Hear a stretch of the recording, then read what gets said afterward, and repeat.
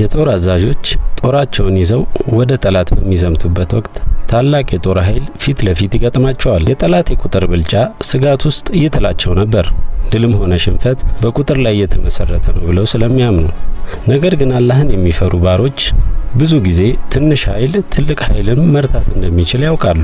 ይህ ታሪክ የነቢዩ ዩሻ ኢብኑ ኑን አለይሂ ሰላም አስገራሚ ታሪክ ነው። ዩሻ ናቸው በአላህ ፍቃድ የተቀደሰውን ምድር የከፈቱት። እጅግ በጣም የቁጥር ብልጫ ያለው ጠላት ቢገጥማቸውም ቁጥራዊ ብልጫም ሆነ ሰራዊታቸውን የማብዛት ስልት አላሳሰባቸውም። ከቁጥር በላይ ለጥራት ትኩረት ሰጥተዋል። ምክንያቱም ጦርነቶችን ማሸነፍ የሚቻለው በብዙ ቁጥር ሳይሆን በከፍተኛ መንፈስና በጽኑ እምነት እንደሆነ ጠንቅቀው ያውቃሉ። ነቢዩ ዩሻ አለይሂ ሰላም ከነቢዩ ሙሳ አለይሂ ሰላም በኋላ የእስራኤልን ልጆች የመሩና ከጌታቸው ዘንድ መልእክትን ይቀበሉ የነበሩ ታላቅ ነቢይ ነበሩ። ከነቢዩ ሙሳ አለይሂ ሰላም ሞት በኋላ የተቀደሰችውን ምድር ፍልስጤምን ከጠላት እጅ ነፃ እንዲያወጡ ኃላፊነት ተጥሎባቸው ነበር። ይህች ምድር በወቅቱ ከአላህ ውጪ የሚያመልኩ ኃይለኛ የከነዓን ነገዶች ቁጥጥር ስር ነበረች። እነዚህ ነገዶች በከባድ ወንጀሎች፣ በጣዖት አምልኮና በጭካኔ የታወቁ ነበሩ። የእስራኤል ልጆች በነቢዩ ሙሳ አለይሂ ሰላም ዘመን እንኳን ወደዚህ ምድር እንዳይገቡ ተከልክለው የነበረው በውስጧ ባሉት ኃይለኛና ጨካኞች ምክንያት ነበር። አሁን ግን የአላህ ትእዛዝ ወረደ። የመሪነቱም ኃላፊነት በነቢዩ ዩሻ አለይሂ ሰላም ላይ ወደቀ። ነቢዩ ዩሻ አለይሂ ሰላም በተቀደሰችው ምድር ላይ ከሚገኙ ታላላቅ ቦታዎች አንዷ በሆነችው ኤሪያ ከተማ ላይ ዘመቻ ለመጀመር ተዘጋጁ።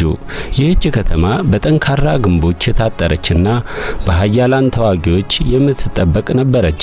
እርግጥም የጠላት ቁጥራዊ ብልጫ ከፍተኛ ከመሆኑ የተነሳ የነቢዩ ዩሻ አለይሂ ሰላም ሰራዊት ትንሽ መስሎ ይታይ ነበር።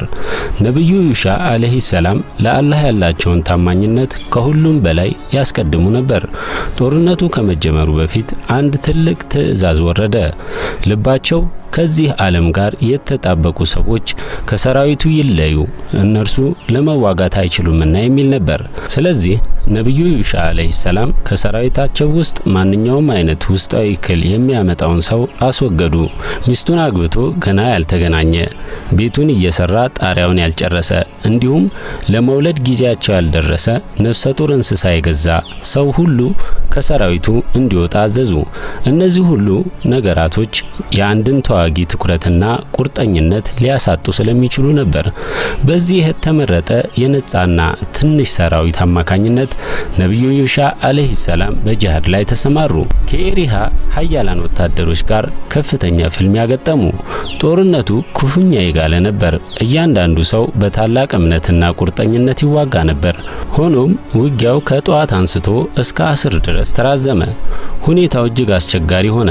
ፀሐይ እየቀናች ነበር። ምሽት እየቀረበ ነበር። ነቢዩ ዩሻ አለይሂ ሰላም በአላህ ላይ ያላቸው እምነት ከማንም በላይ ነበር። ጦርነቱ እስከ ምሽት ድረስ ይራዘም ይሆናል ብለው ተጨነቁ። ምክንያቱም የሰንበት ዕለት እየቀረበ ነበር። በወቅቱ እስራኤላውያን በሰንበት ቀን መዋጋት ተከልክለው ነበር። ስለዚህም ፀሐይ ከመጥለቋ በፊት ድልም ማግኘት ወሳኝ ነበር። ነገር ግን ጦርነቱ ፀሐይ እስክትገባ ድረስ ከቀጠለ የአስር ሰላት ወቅት ያልፋቸው ነበር። በዚያ አስቸጋሪ ጊዜ ነቢዩ ዩሻ አለይሂ ሰላም ወደ ሰማይ ቀና ብለው በአላህ ላይ ሙሉ ለሙሉ ተማምነው እንዲህ በማለት ዱዓ አደረጉ። አንቺ ፀሐይ በአላህ ትእዛዝ ስር ነሽ፣ እኛም በአላህ ትእዛዝ ስር ነን። ይህም ማለት አንቺ የአላህን ትእዛዝ በመከተል በተወሰነ ምህዋርሽ እንድትጓዢ ግዴታ አለብሽ። እኛም ጂሃድ እንድንዘምትና ሰላትን በተወሰነልን ጊዜ እንድንሰግድ የአላህን ትእዛዝ ተከትለን የምንሰራ ነን ማለታቸው ነው።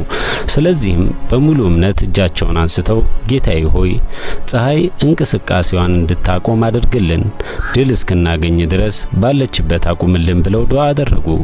ይህ የአንድ ታላቅ ነቢይ ዱዓ ነበር። እርሳቸው የአላህን ዓላማ ለመፈጸም በጂሃድ የተሰማሩ ነቢይ ናቸው። ጌታችን አላህ ሱብሓነሁ ወተዓላ ዱዓቸውን በሚገባ ተቀብሏቸዋል። የአላህን ችሎታ በግልጽ ለሚመለከቱ ፀሐይ በምትወርድበት ምህዋሯ ላይ ቀጥ እንዳለች ተመልክተዋል።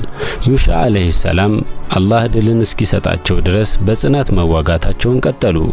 የኤሪሃ ግንቦች በአላህ እርዳታ ፈረሱ። ጠላትን በድንጋጤ ሸሸ። ይህ ከአላህ የተገኘ ታላቅ ተአምርና ለመረጠው ሰራዊት የተሰጠ አስደናቂ ድል ነበር። በድሉ ማግስት የጦር ምርኮች በወቅቱ በነበራቸው ልማድ መሰረት ተሰበሰቡ። በዘመኑ ለነበሩ ሰዎች ምርኮውን ለራሳቸው መውሰድ አልተፈቀደላቸውም ነበር። ሀብቱን ሰብስበው በተራራ አናት ላይ ያስቀምጡት ነበር። ከሰማይ እሳት ወርዶ ምርኮውን ወደ አመድነት ይለውጠዋል። ይህ መስዋዕትነታቸውን ተቀባይነት ማግኘቱን የሚያሳይ ምልክት ተደርጎ ይወሰድ ነበር። እሳት ካልወረደ ወይም ምርኮ ወደ አመድነት ካልተለወጠ መስዋዕትነቱ ውድቅ ተደርጓል ማለት ነው። ዩሻ አለይሂ ሰላም ምርኮውን ለእሳት ሲያስቀምጡት እሳት ወረደ፣ ነገር ግን ምርኮውን አልነካውም። ስለዚህም ከመካከላችን አንድ ሰው የምርኮን ንብረት ወስዷል፣ ታማኝነትን አጥፍተዋል ብለው ተናገሩ። ይህ ለአንድ አዛዥ ከባድ ፈተና ነበር። ቀጥለውም እያንዳንዱ ጎሳ ወኪል እንዲልክልኝና ታማኝነቱን እንዲምል እፈልጋለሁ አሉ። በዚህ መሰረትም እያንዳንዱ ጎሳ ከወኪሉ ጋር ወደ ነብዩ ኢሻ ቀረበ። እያንዳንዱ ወኪል ከነብዩ ኢሻ ጋር እጅ ተጨባበጠ። ከመካከላቸው የአንድ ሰው እጅ ሲመጣ ነብዩ ኢሻ አለይሂ ሰላም ወዲያውኑ አወቁት። ኢሻ አለይሂ ሰላም ታማኝነትን ያጠፋው የዚህ ሰው ጎሳ አባል ነው ብለው ተናገሩ። ወንጀለኛው እንዲገኝ የዚህ ሰውዬ ጎሳ እያንዳንዱ አባል በግል መማል እንዳለበት አዘዙ። የተወሰኑ ሰዎች ከማሉ በኋላ ከመካከላቸው 3 ሰዎች ከዳተኞች መሆናቸውን አምነው መጡ። ጥፋታቸውን ተቀብለው በድብቅ የወሰዱትን በላም ራስ ቅርጽ የተሰራ ወርቅ ተናዘዙና መለሱ። ወርቁም ከምርኮች ጋር ተቀመጠ። ከሰማይም የመጣው እሳት በዚያን ጊዜ በላው። ይህ ሕግ ቀደም ሲል ለነበሩ ህዝቦች የነበረ ትእዛዝ ነው።